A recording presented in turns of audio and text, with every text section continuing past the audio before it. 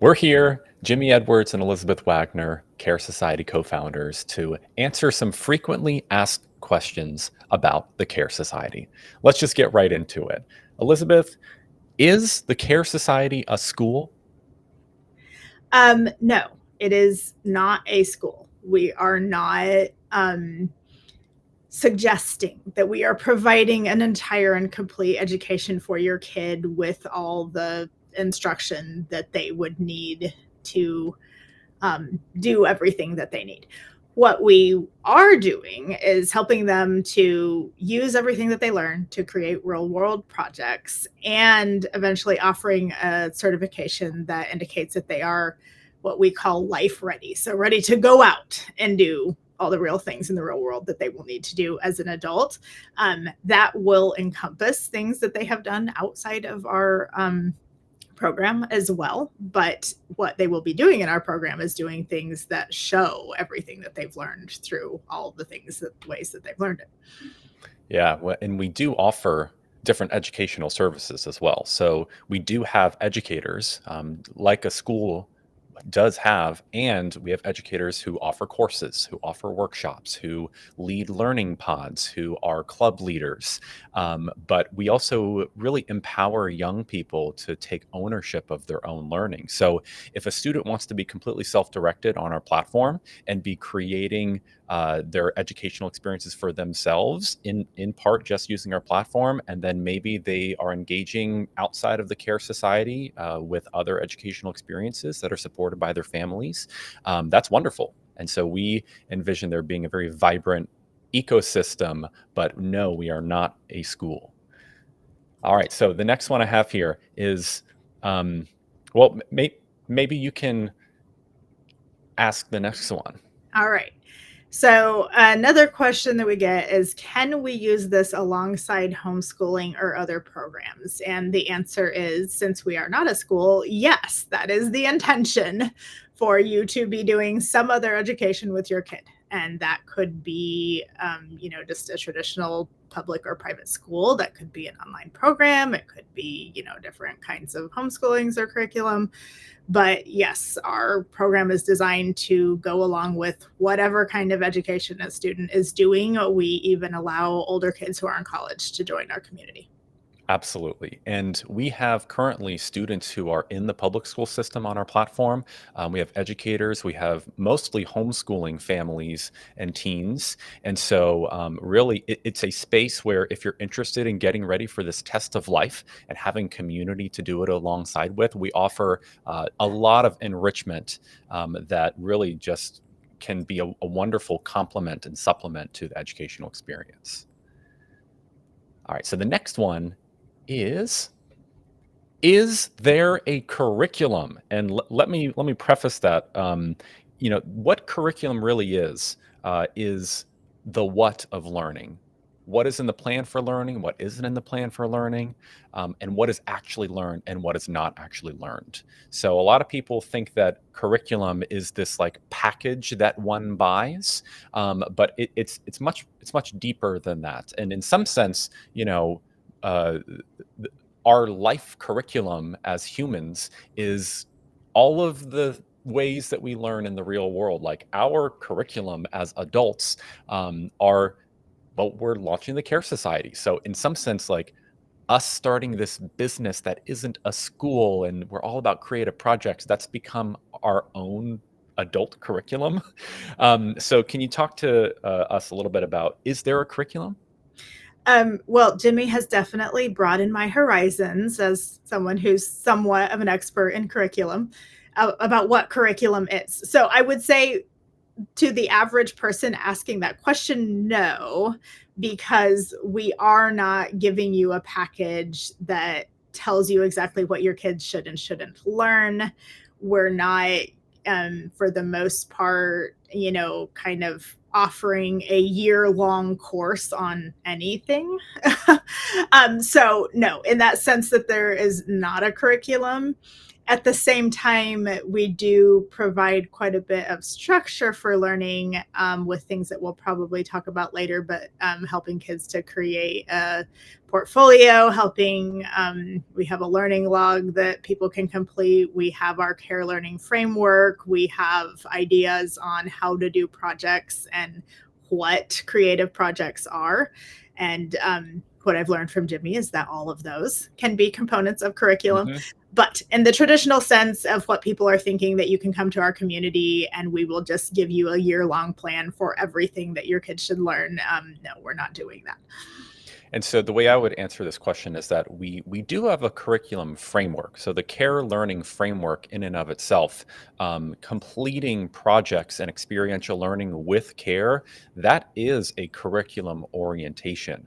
So the idea that we stand for learning real things in the real world with real people, that is a curriculum basis because not everyone, most educational programs are not designed that way. In traditional schools, the curriculum is don't do things that are in the real world. We just believe in standardized testing and that is going to get kids ready for adulthood. So, so in that sense, like we do have a curriculum philosophy and a direction. We believe in empowering people for the real world, which it almost seems like strange to have to say that. But so we do stand for a certain direction for learning. Absolutely. Yes. All right. Our next question here is, how much time does it take? And the answer is really that is up to you. I mean, on its basic level, the Care Society is an online community. So you can click into that community as little or as much as you want. We hope that people will be really involved and want to engage with other people. To be clear, this isn't social media in the sense that, while you can kind of scroll through chats or posts that people make, there's no algorithm, there's no ads, there's nobody trying to get you to do something that's going to make them money. Um, but we hope that people will get on there and collaborate with people and find people who are doing interesting things. And to kind of be involved with the Care Society, you don't have to be online on the network all the time. The idea is to get students to do real world things in the real world.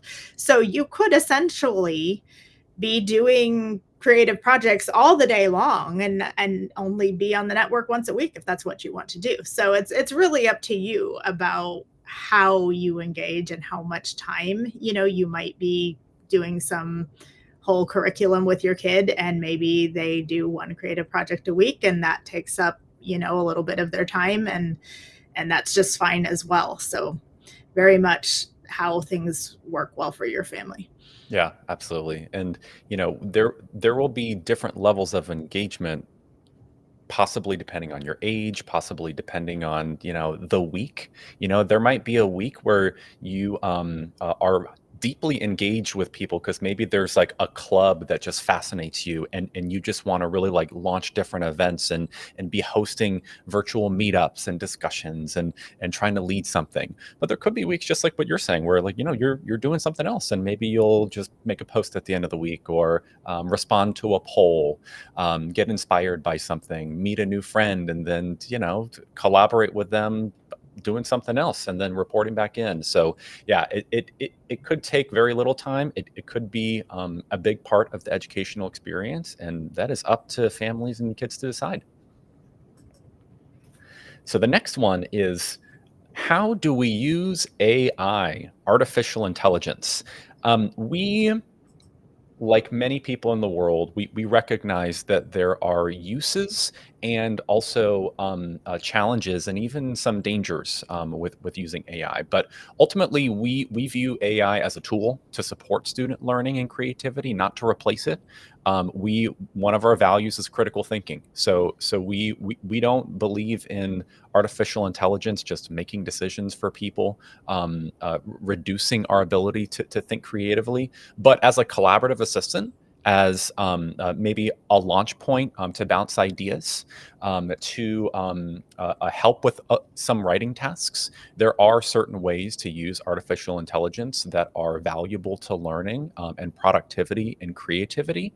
And so ultimately, we want people on the platform to understand how to use it responsibly, how to use it ethically, to understand that it's not going to do everything for you and it shouldn't.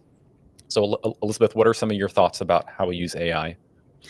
Yeah, I think that that is something that is probably a collaborative project that we all need to do as far as investigating AI and what that's going to look like in the future. I personally just have a practical view that it's not going away. Um, it can do a lot of things, and for that purpose alone, I think it's important for kids to learn how to use it and how not to use it, um, because that's it, realistically in our world, it's going to be a part of being life ready. And what I think is important too is that our community, because we are coming together with a commitment to care, I think it's very important to be in a community who values humanity and who believes in like people coming together in truth, love, and care fundamentally. And so we're going to be helping each other better understand the nature of artificial intelligence and how to still sort of have a holding of our own humanity and like kind of keeping everyone grounded. Whereas other communities, I'm seeing a lot of bot activity, I'm seeing a lot of fake content. It's really concerning, and so that's one reason why I'm so committed to the Care Society, because like being with real people is so important right now. And if you're not in a community with real people and you're on Reddit or you're on these YouTube channels, it's getting kind of scary. And so I think being with folks who understand that and still know that we need that human connection, it's part of the value that we bring. Yep. Our next question here is, what are creative projects? And I will say, first of all, that kind of needs to be an entire video in itself. But basically, the point we want to get across here is that our view of what we call creative projects is it's not just like anything that you do in the world. So our main definition is that creative projects should be both original or unique and valuable. Maybe useful could be another term. But basically, original means that the project reflects the student's own creativity, perspective, or unique approach, something that hasn't been done in quite the same way before. Valuable means the project has value for someone, whether by solving a problem, teaching others, providing entertainment, or improving everyday life. So just the idea there that kids are looking at the sort of things that they're doing and trying to bring that to a little bit of a higher level. And so if a kid just really enjoys doing something like playing music, um, them say practicing a song on the piano every day is not in itself maybe original and valuable project, but it can be made that in several ways. Like perhaps in the end, they're going to perform this piece of music, or they could write a reflection on the process for getting ready to perform, or what personal struggles they had to go through to get to the point where they were disciplined enough. So it kind of helps them to take the things that they're doing and think just a little bit on a higher level, and how can that be helpful to others in the world. Yeah, definitely. And I like that you're providing like different products of what a creative project can be, because um, uh, a project could be like a physical or a digital product, like creating a video, writing something down and publishing it. It could also be creating experiences for people. So there was a creative project I was involved with. It was a musical theater sing through where we came together and like 60 people, well, actually really like 100. There was like an orchestra too. Like we came and did this huge creative project to put on a big performance. And that would be an example of a creative project, even though we didn't like publish a video, starting a club, having a community gathering event. There are many different types of creative projects that one can do, and we support them all in the Care Society. So the next one, or actually this is the last one, how do I join? Well, so our community is a closed community in that we do not just offer up a subscription that anybody can click on and join, because we do want to keep our community safe, and we want to know who's there, and we want to make sure that they're people who are kind of that are with us, that kind of stand with us, who believe in what we believe in. And so there is linked all over our website, which we'll link to here. There's an interest form that you can fill out. If you go to our website and also to our Facebook page, you can join a meet and greet. If you join a meet and greet, you will get a free orientation.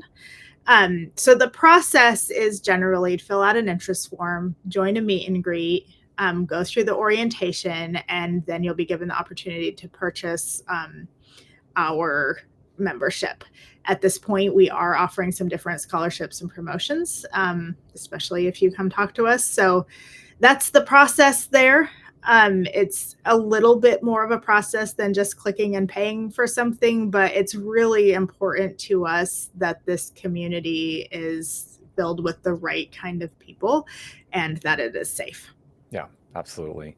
That being said, this is very inclusive. We're not an exclusive community. I mean, truly, like the concept of caring about people, yourself, learning, living a life filled with curiosity and compassion, safety. We do not stand for we don't have a tolerance for bullying or unsafe behaviors, or let's say like weird people, and we also, because we're very inclusive, religion, all of the social categories, people from all different backgrounds and cultures. As a global community, it's not easy to come together and say that we stand for specific things other than these concepts of care that are universal. And so we invite caring people to come and band together, learn with us. We want to serve you. We want to empower you. We want families and students to take ownership of their learning, and we want to help you every step of the way. And so we invite people to come join the Care Society, and we look forward to seeing everybody there.